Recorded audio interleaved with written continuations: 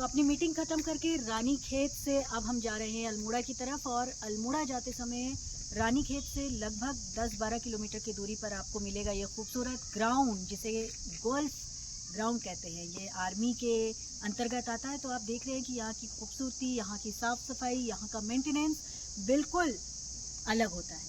क्यों? क्योंकि ये आर्मी के हिस्से में आता है। बहुत ही खूबसूरत नज़ारा, सैलानियों के लिए एक आकर्षण का केंद्र। जब भी यहाँ से द्वाराहाट, चौखुटिया या फिर आप चमोली की तरफ को रुख करते हैं तो इस जगह पर अपनी गाड़ी में ब्रेक लगाए बिना आप नहीं रह पाएंगे, क्योंकि ये खूबसूरत जगह आपको आकर्षित करेगी।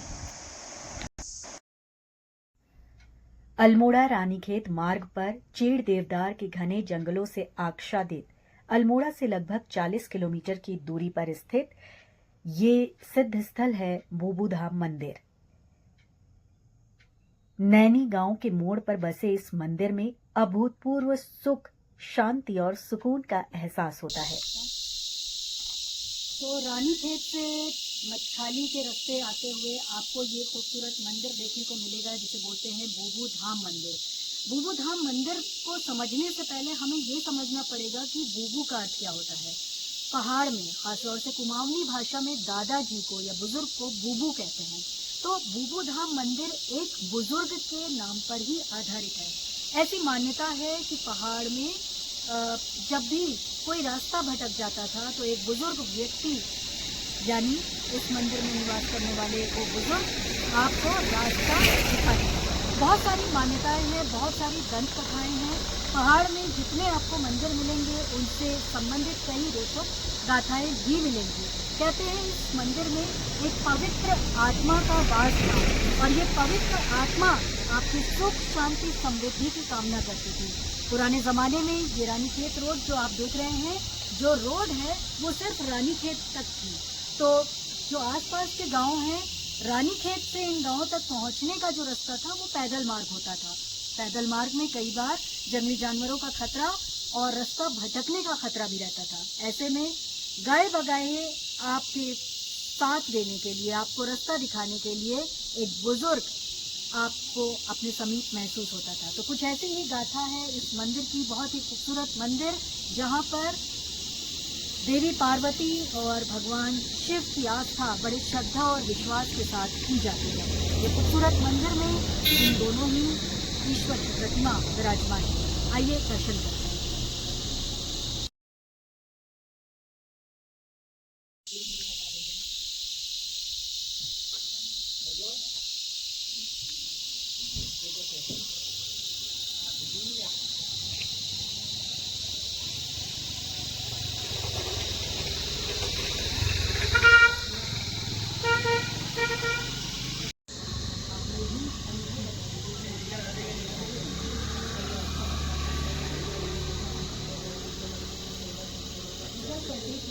मंदिर के साथ खड़ा है। जब से यहाँ बसासत हुई होगी उससे पहले से मतलब ये बूबू जी का स्थान है। ये हमारे मतलब जैसे पितृ होते हैं ना, उसी किस्म के देवता है। तो ये जो है यहाँ कम से कम 35-40 गांव होंगे आसपास में, वो सब जो है उनकी मान्यता है। आपको कितना समय हो गया? मैं तो यहाँ पे भी मुझे 30-35 साल हो गए। कैसा अनुभव है? और इन बदलते सालों में आपने क्या कुछ बदलाव भी देखा, कुछ नई पीढ़ी का बदलाव देखा? क्या चीज़ आप अपना अनुभव बताएं। नहीं, अनुभव तो यहाँ पर बहुत है। यहाँ पर जो है ना, जैसे आप रात्रि में चल रहे हैं, आप यहाँ भटक गए, यहाँ पर आकर के आप कहेंगे तो बूबू जो है वो साक्षात मनुष्य रूप में अवतार लेकर के आपको मतलब सीमा से बाहर रास्ता बता देंगे, कहाँ जाना है, क्या करना है। इस बात की बड़ी मान्यता है। इसमें इस स्थान पर मंदिर जो अलग अलग मैं देख रही हूँ कि 4 मंदिर हैं। ये किन किन? ये बाद में बने, लेकिन किस किस? पहले रघुनाथ भारती जी रहते थे, जिनकी समाधि है ये बाबा रहे इन्होंने यहाँ पर तपस्या की। पहले यहाँ पर खाली एक गटेरा था, एक छोटा सा मंदिर था का, और इसमें गांव वाले जो है वो नवरात्रि के टाइम में उस टाइम में आकर के भोग लगाते हैं। सबसे ज़्यादा भीड़ किस टाइम पर रहती है यहाँ? यहाँ नवरात्रि में ना, जैसे अश्विन की और चैत्र की नवरात्रि होती है और जिसमें भागवत होता है। और गर्मी के टाइम पे जैसे आपके मार्च से लेकर के जुलाई तक काफ़ी भीड़ लगती है, पर्यटक आते हैं जाते हैं। अच्छा, आप 30-35 साल से आप यहाँ पर सेवक की भूमिका निभा रहे हैं, कैसी आपकी खुद की अनुभूति कैसी है? मुझे तो बड़ी अच्छी अनुभूति है। हमें कहीं पर कोई परेशानी आती है तो हम उसका समाधान करते हैं, तो हमें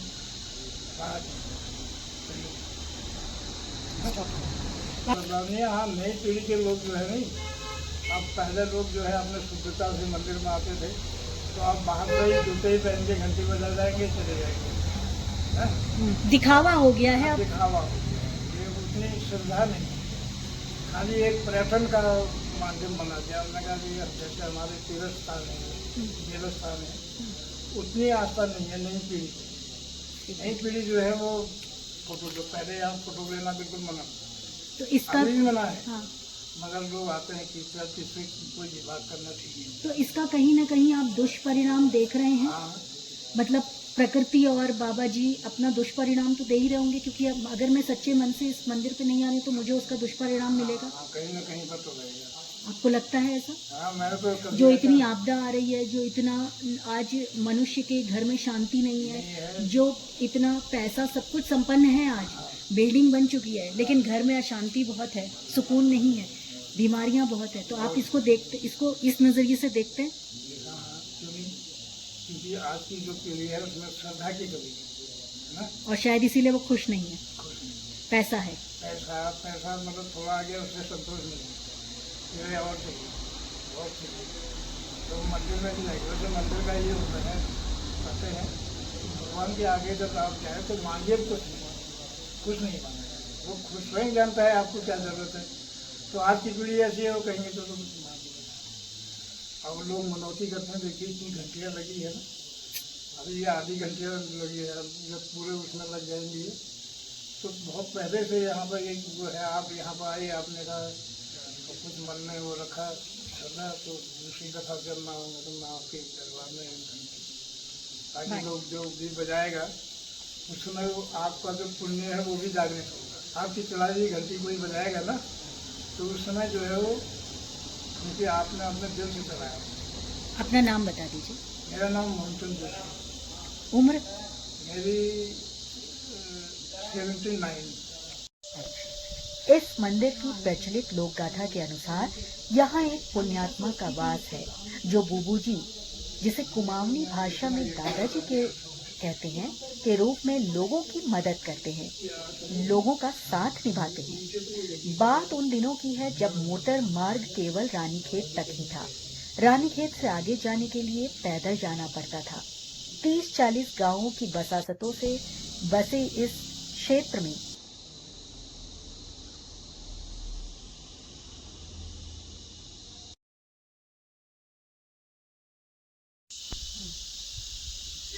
रानीखेत मचखाली मार्ग पर स्थित ये बूबू धाम मंदिर रानीखेत से 7 किलोमीटर की दूरी पर स्थित है।